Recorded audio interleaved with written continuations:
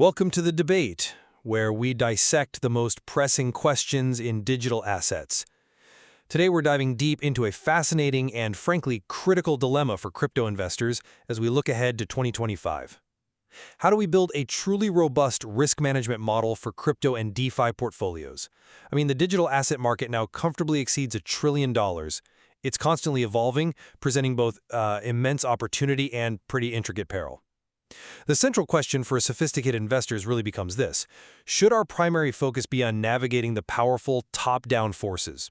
Things like macroeconomic factors, regulatory shifts, strategic portfolio allocation. Or should it be on a granular bottom-up assessment of the inherent technical and operational risks within individual protocols? I'll be arguing for prioritizing that holistic, macro-driven approach because I believe it offers the most leverage in today's landscape. And I'll be challenging that.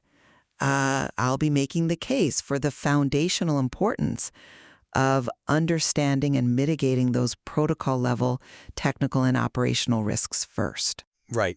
So, from my perspective, a comprehensive risk management model for crypto and DeFi in 2025, it simply must primarily integrate the evolving macroeconomic conditions, the unprecedented regulatory clarity we're now witnessing, and of course the accelerating influx of institutional capital. These aren't just, background noise.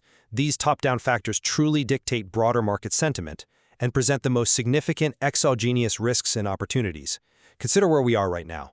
The market's currently sitting in a rare neutral sentiment phase. That's a stark contrast to the historical, 62% fear or extreme fear. So this makes 2025 a period ripe for deliberate strategic positioning. We've seen the adoption of Bitcoin ETFs, the launch of BlackRock's Butyl Fund. These signal a deeper financial market integration that, I believe, fundamentally de-risks the space for long-term investors. And critically, the Genius Act, signed just this past July, legitimizes stablecoins as a regulated asset class with 100% reserve backing. Now, this isn't just a legal formality. It fosters a far more stable environment for DeFi by moving them from a somewhat ambiguous, often risky asset to a more predictable, regulated financial instrument.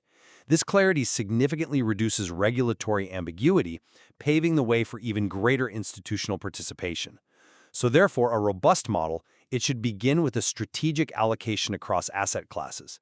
Bitcoin is digital gold, Ethereum is digital oil, and maybe a growth asset, especially noting the ETH-BTC capital rotation and surging on-chain activity we saw in August 2025, and real-world assets, RWAs, like tokenized U.S. Treasuries, for capital preservation. This kind of multidimensional slicing, it isn't just about diversification. It's about aligning your exposure with these macro forces, making sure your portfolio moves with the big currents, not against them. It offers a more resilient path through market volatility and allows investors to tune their portfolio to minimize risks from things like bad inflation, stagflation, or geopolitical tensions, while maximizing rewards from institutional adoption and utility growth. Okay, that's a compelling argument, advocate. You're placing a lot of weight on those powerful macro shifts, and I appreciate the emphasis on strategic positioning. However, I worry it overlooks a fundamental truth about crypto.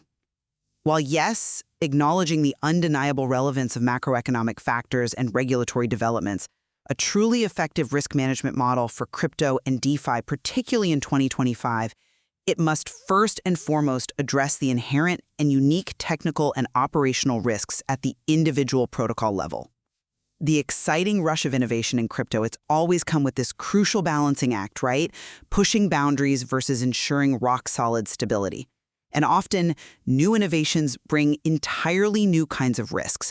Historical losses, they unequivocally demonstrate that smart contract vulnerabilities, economic design flaws, oracle manipulation, these are the most prevalent and impactful sources of financial loss. We're talking about a median loss of $1 million and a staggering mean loss of $86 million from security incidents alone. These stark figures reveal a critical truth.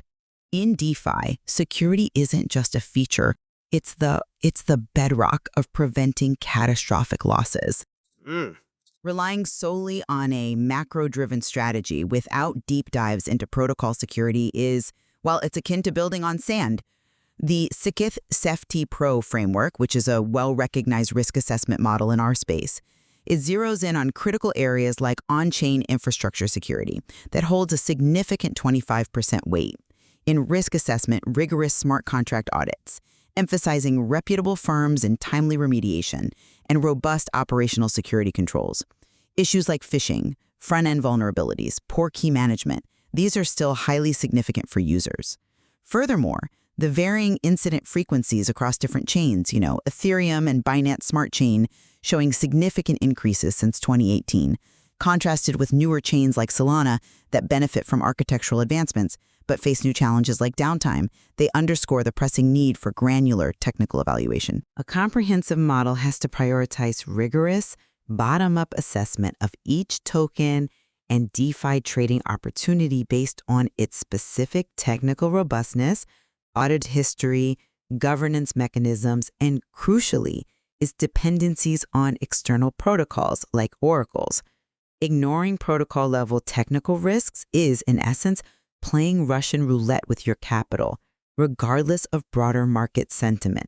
Dissenter, you've painted a stark picture there of protocol-level risks. And I agree, those figures on security incidents are, alarming. No one is arguing against the need for sound technical practices. However, for a sophisticated investor building a portfolio in 2025, the sheer scale of the macro shifts, from new regulations to global economic trends, well, it demands our primary strategic focus in tuning that portfolio. When we talk about the dominance of risk factors, the most significant ones to manage are truly those stemming from exogenous events and broad market shifts. Reports as recent as May 2025 indicate that stagflation has become a base case for the Federal Reserve. Now, historically, this boosts interest in alternative assets like Bitcoin and Ethereum as hedges, but, crucially, it increases overall market volatility across the board. Moreover, tariffs can further harm global growth and accelerate bad inflation, which directly impacts all asset classes, not just a single protocol. The Genius Act 2025 and the SEC FCTC Joint Statement 2025, they now provide unprecedented regulatory clarity, and that de-risks institutional participation, making the regulatory landscape a primary consideration for any investor managing a significant portfolio. Institutional capital flows, like the $1.3 billion into U.S. Treasury ETFs during stagflation concerns, also clearly inform a prudent defensive positioning. So if the Fed sees stagflation as a base case, and that drives capital into Bitcoin and RWAs, are we really going to worry more about a specific smart contract bug than a global economic shift? These macro forces, rather than, isolated technical glitches, will largely dictate success for buying in 2025 and holding for at least 1 year. Hedging strategies like, say, maintaining 30% USDT exposure in a portfolio are crucial for managing these systemic market risks and dampening overall volatility. This is where you tune for maximizing rewards and minimizing risk from the biggest external movers. With all due respect, Advocate, I have to disagree on the primacy of macro forces there. In my view, they often act as a magnifying glass for inherent vulnerabilities rather than being the sole or even primary drivers of risk. Let me illustrate. While macro events are undoubtedly important, the Casualty Actuarial Society report emphasizes that risks like access control and the other category, which interestingly covers the highest frequency of incidents, are prevalent security challenges. Now, these are internal, design-related issues, not external market forces. Ethereum and Binance Smart Chain have shown a significant increase in incidents, highlighting the persistent challenges even on established chains. And the collapse of the Terra Luna ecosystem back in May 2022, triggered by a design flaw in its algorithmic stablecoin, demonstrates vividly how protocol failures can cause systemic risk across the broader crypto market. A classic example, yes. Exactly. Ether, Binance Coin, Cardano, Solana, Bitcoin, they all dropped simultaneously. This proves that inherent design risk can cause, not just respond to, market-wide distress. You talk about hedging with USDT, but what if the stablecoin itself is designed poorly? Imagine meticulously planning for every global economic tremor, only to lose everything because a single line of code was flawed. That's the stark reality we have to confront.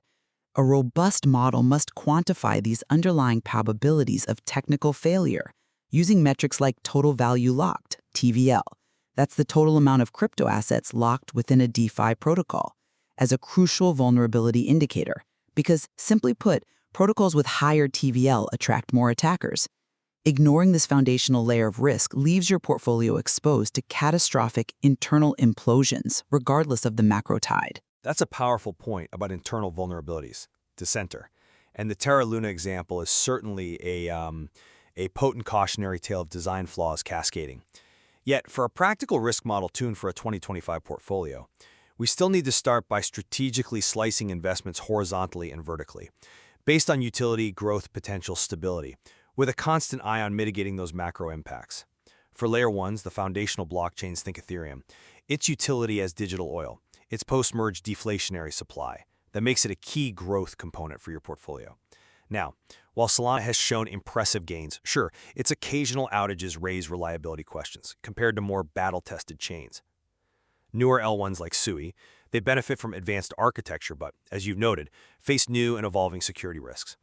Within DeFi, real-world assets, RWAs, like those tokenized U.S. Treasuries from BlackRock and Franklin Templeton, they directly address the investor's capital preservation goal, acting as a critical hedge against broader market volatility.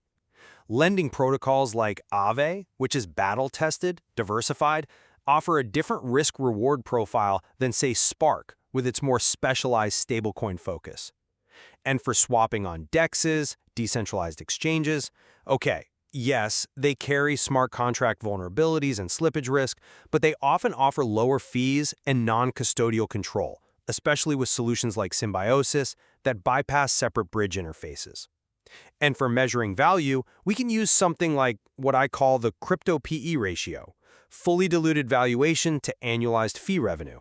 It's kind of like checking if a traditional company's stock price is justified by its profits, but here we're looking at the actual fees the protocol generates. It helps us find projects that are becoming cheaper relative to earnings and ripe for strategic buying in 2025. This layered approach allows for granular selection within a macro-driven strategic allocation. I understand that strategic allocation, advocate, and it's a useful way to think about diversification. However, when slicing a portfolio vertically, L1, L2, DeFi, and horizontally, specific protocols, the emphasis must fundamentally be on the inherent risks of each individual layer and protocol within that slice. For L1s, the inherent security of a blockchain's underlying technology and programming language plays a crucial role. It's true that newer blockchains benefit from architectural advancements, but they also face new security risks not present on battle-tested chains, including potential downtime. This just highlights that ever-evolving trade-off, innovation versus stability. For DeFi lending, over-collateralization is absolutely essential due to the pseudo-anonymous nature of the space. Platforms really should use a VAR-based haircut mechanism, a value-at-risk approach that dynamically adjusts the collateral needed, continuously recalculated, daily, maybe even minute by minute in stress scenarios to account for volatility, perhaps using something like EWMA volatility for pairs like ETHUSD. When it comes to DEXs and lending, reliance on oracles, like on the Maker platform, introduces oracle risk, the risk that external data feeds are manipulated or fail. Absolutely. Absolutely. This demands secure channels, multiple oracles, and time-weighted average price, TWAP, to avoid manipulation, as the Mango market hack demonstrated so vividly.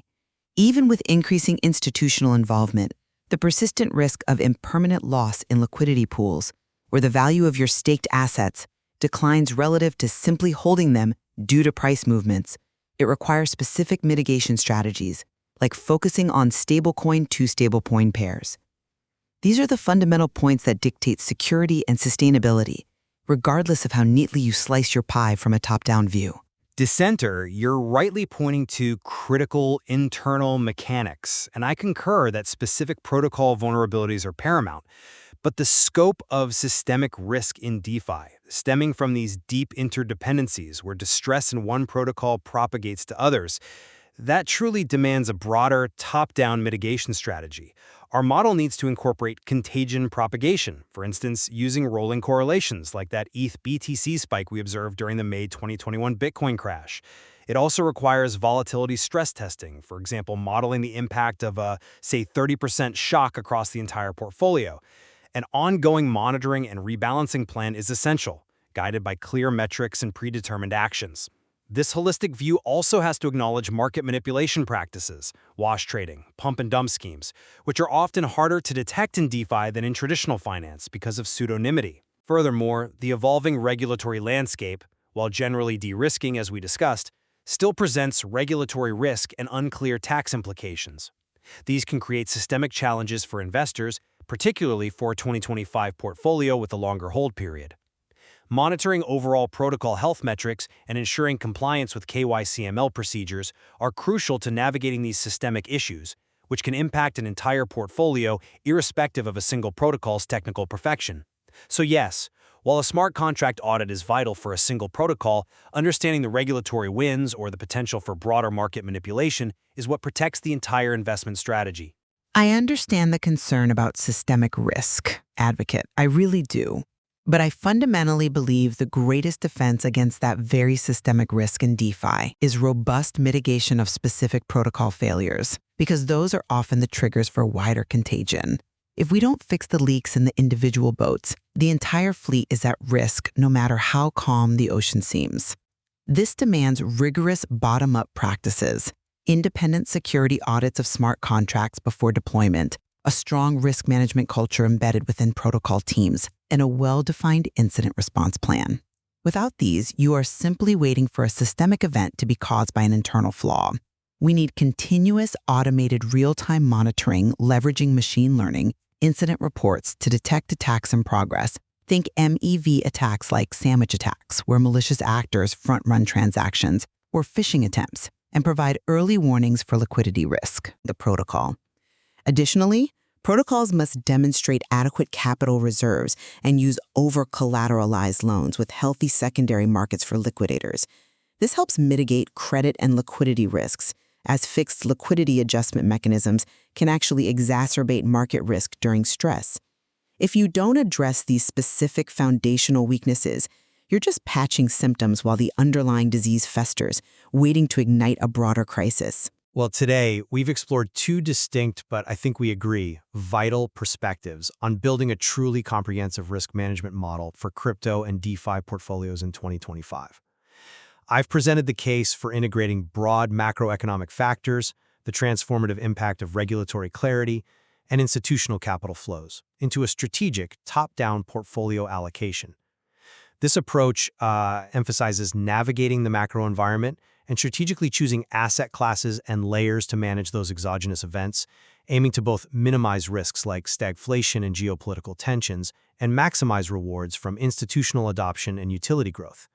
It's really about ensuring your portfolio is resilient to the biggest external forces. And I have underscored the foundational necessity of a granular, bottom-up assessment of inherent technical and operational risks within individual protocols. My argument boils down to this: smart contract vulnerabilities, oracle risks, economic design flaws. These are primary drivers of loss, regardless of broader market conditions. And these risks originate within the ecosystem, often cascading outwards to create systemic problems. Without robust protocol-level security, even the calmest macro seas can't prevent a shipwreck. What becomes clear, I think, is that navigating the evolving digital asset landscape in 2025 requires a truly multifaceted approach. We must acknowledge that both the forest of macro trends and the trees of individual protocol mechanics present unique, significant challenges. Exactly. As the market matures, sophisticated investors will need to continuously adapt their strategies, balancing these perspectives to make informed decisions and manage risks effectively. There is certainly more to explore in this complex and fascinating domain, and the interplay between these forces will continue to shape the future of digital asset investing.